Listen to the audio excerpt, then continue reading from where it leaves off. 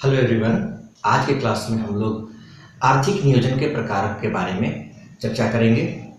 आज का ये जो वीडियो है, आज का जो क्लास है, ये 2 पार्ट में होगा।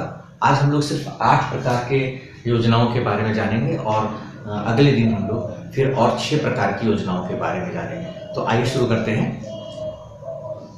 भारतीय अर्थव्यवस्था नियोजन के प्रकार, काइंड्स ऑफ प्लानिंग।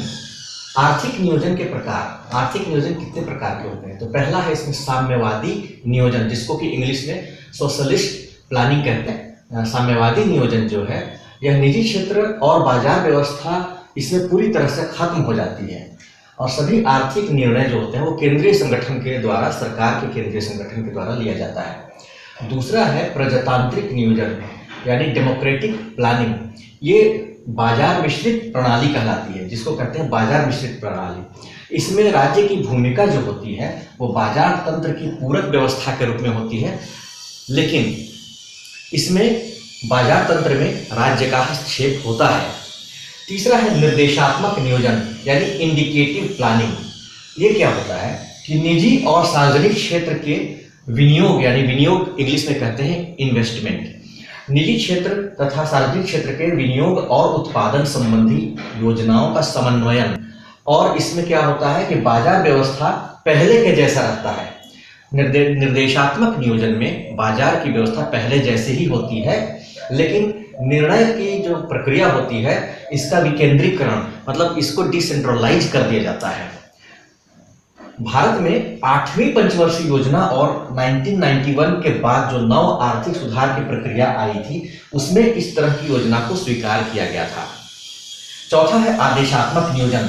ये क्या है कि विनियोग तथा उत्पादन संबंधी निर्णयों को लागू करने हेतु विभिन्न आर्थिक इकाइयों को आदेश देने की शक्ति एक प्रशासनिक मशीनरी में निहित होती है। भारत में पहली तथा चौथी योजना में आदेशात्मक नियोजन लागू किया गया था। पांचवा है केंद्रीकृत नियोजन, सेंट्रलाइज्ड प्लानिंग। ये क्या है कि सेंट्रलाइज्ड प्लानिंग में योजना बनाने, पूरा करने और उसके निरीक्षण का उत्तरदायित्व तो एक केंद्रीय संगठन पर होता है, जैसे योजना आयोग। छठा है विकेंद्रीकृत नियोजन, डिसेंट्रलाइज्ड प्लानिंग। ये क्या होता है? इसमें सरकार, स्थानीय निकाय, व्यक्तिगत उद्यमी मिलकर योजना बनाते हैं। ग्राम पंचायत की भूमिका इसमें ज्यादा हो जाती है। 1977 से 1979 तक जो जनता सरकार थी उसने इस मॉडल का प्रयोग किया था। सातवां है दीर्घकालीन नियोजन, लॉन्ग टर्म प्लानिंग। ये 5 से 7 वर्ष की योजना का निर्माण किया जाता है इसमें, जो कि आगामी 20 वर्ष के लक्ष्य को लेकर के किया जाता है। पहली पंचवर्षीय योजना जो थी यह लॉन्ग टर्म योजना थी।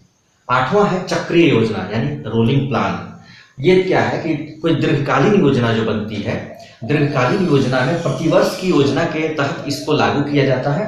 भारत में 1978 में चक्रीय योजना लागू की गई थी। उस समय लागू की गई थी जब 1974 से 79 तक 5वीं पंचवर्षीय योजना जो थी उसको समय से पहले बंद कर दिया गया था, और जनता सरकार ने 1978 से 83 तक 6ठी पंचवर्षीय योजना में इसको लागू किया था। वार्षिक बजट या विदेशी मुद्रा भंडार के आधार पर इस तरह की योजना बनाई जाती है, रोलिंग प्लान बनाई जाती है। इस तरह की योजना की धारणा जो है सबसे पहले गुरनार मिडल ने इसको विकसित किया था और भारत में डीटी लकड़ावाला ने इसकी शुरुआत की थी। तो आज के वीडियो में इतना ही। अगले वीडियो में हम लोग बाकी 6 प्रकार की योजनाओं के बारे में पढ़ेंगे।